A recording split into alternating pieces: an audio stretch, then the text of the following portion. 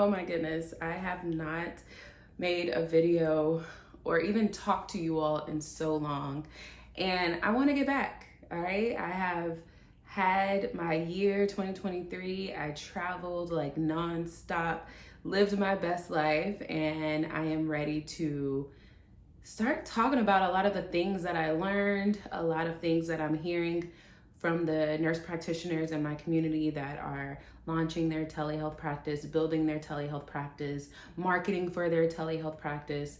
And I just have so much to talk about. So instead of overthinking it and trying to make everything super pretty, I'm just gonna do this thing ugly, all right? So here is the first episode of me doing things ugly, all right? But here I am.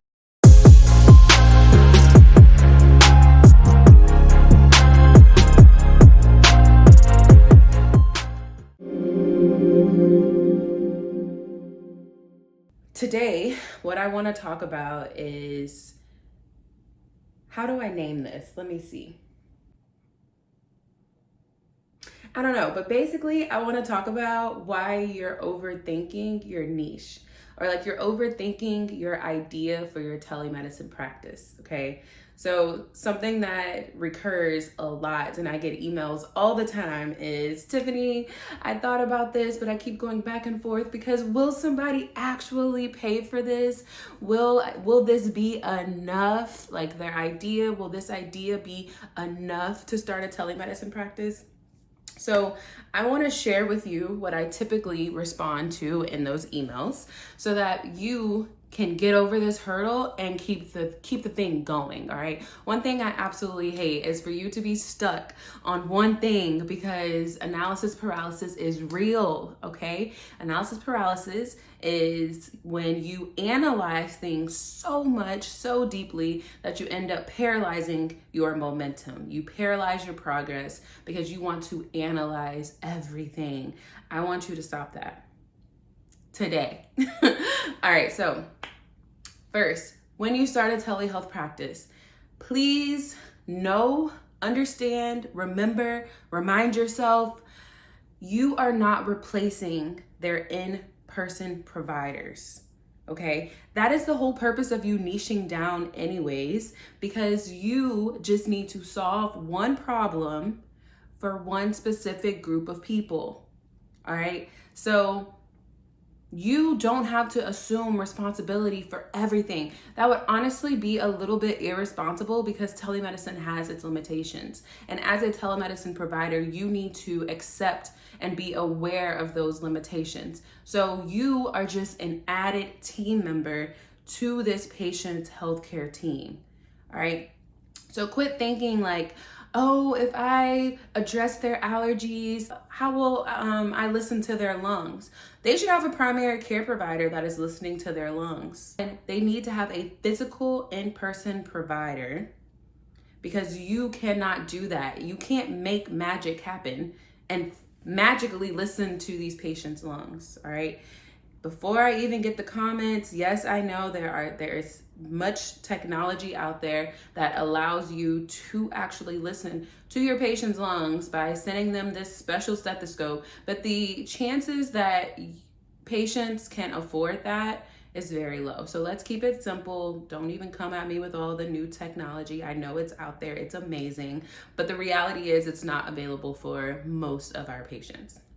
So you are not replacing that. What you're doing is, if you have an expertise in asthma and allergies and you know how to create a plan that is outside of the normal plans that may be provided by their primary care provider, now you are addressing a specific problem in their treatment plan to get them some relief, right? So for instance, my primary care provider does not manage my allergies very well at all. And to be quite honest, my allergist did not manage my allergies very well. So I looked for another resource. It ended up being a telemedicine practice. I do sublingual immunotherapy drops. So I have these drops I put underneath my tongue every single morning. It's the equivalent to allergy shots, but I don't have to go into the office every week to get them. I don't have to deal with the pain. I just put the drops underneath my tongue. The reason that a telemedicine practice It's getting my money, my cash money, not my insurance money, my cash money, is because they solved a problem that my in-person provider team could not solve for me, right? So I have been on these drops for 2 years now. Well, no, a year and a half now. And I don't have to take Zyrtec. I don't have to take any of my allergy medicines. I live with a dog that I am technically allergic to. They solved a problem for me. Do you get my point? So when you start a telemedicine practice, all you have to do is solve a problem, one problem, for a specific group of people, okay? You are not their entire treatment team. Whew. Next, your idea is enough, okay? So sticking to the asthma example, a provider may come to me and say, I have an idea to start a telemedicine practice that will address asthma and allergies for people who, or let's say allergies for people who struggle with pet dander and outdoor allergies on a daily basis, despite taking allergy medication. I don't think that's enough. Let's think about reasons that you may not feel the solution that you have to offer is enough. One, most likely, if you are generally trained, if you are a family nurse practitioner who works in primary care or urgent care, you have been trained to take care and address everything. Everything. It is difficult for you to wrap your mind around the fact that if a patient comes to me, I don't have to address everything. So one, it's just out of habit, right? So don't be hard on yourself if you're going through this. The reason I made this video is because I want y'all to know that y'all ain't the only ones going through it. I get these messages all the time. So I just want you to know that it's something that you have to work through, all right? The second reason is because you don't see anyone else doing it. And when you don't see anyone else doing what you're doing, it'll make you doubt your idea. But let me tell you, the reason that nobody else is doing it is because it wasn't given to anybody else yet. It was given to you. So do your research, do your market research. Be sure that there is a market for what you are wanting to give. But then after that, go for it. If you start trying to supplement your services and your offers, if you decide that you want to add more services to kind of like fluff up your business, you're doing yourself a disservice, okay? Oftentimes I see practitioners who they do decide on a niche, right? Let's say they're going to do weight loss for busy women, moms, etc. So that's the niche that they have chosen. But on their website, they also have acute illness, urgent care visits, all these like 3 other different options.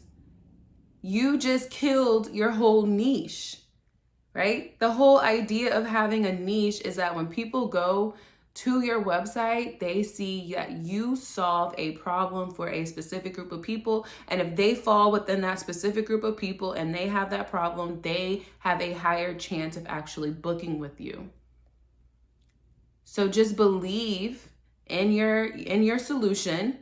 Do your research to make sure that the people that you want to help actually are looking for your help, and then stick with it. All right, so earlier, I talked to you about analysis paralysis. Now I'm going to talk to you about shiny object syndrome. And shiny object syndrome is when you start believing in yourself, which is great. That's awesome. But you start believing in yourself and you start feeling like, I can do it all. I can do everything. So you start attending different classes, you start buying different courses, getting these certifications because you truly feel and believe that you can do it all. The problem is If you spread your attention and your efforts and your energies across multiple different projects at a time, they're all going to get small amounts of your attention and your effort at a time. It is literally impossible for you to give 100% to each of these projects. So what's going to happen is, possibly what could happen is that none of them are successful. So then you start questioning yourself, and now you feel down in the dumps, and now you feel like maybe entrepreneurship really isn't for you. But when in reality, you just didn't dump all of your efforts into one basket for a generous amount of time. Give it a chance to work before you start diving into other things. That's all that I have for this episode. Identify your niche, research it to make sure that the market is looking for it, and stick with it. You are not the patient's entire treatment team, okay? They need to have in-person providers, and you don't have to beef up your services in order for someone to want to work with you. They want to make sure that you are an expert in the problem that they have so that you can provide them with a solution that is worth paying for. And that is all. Until next time.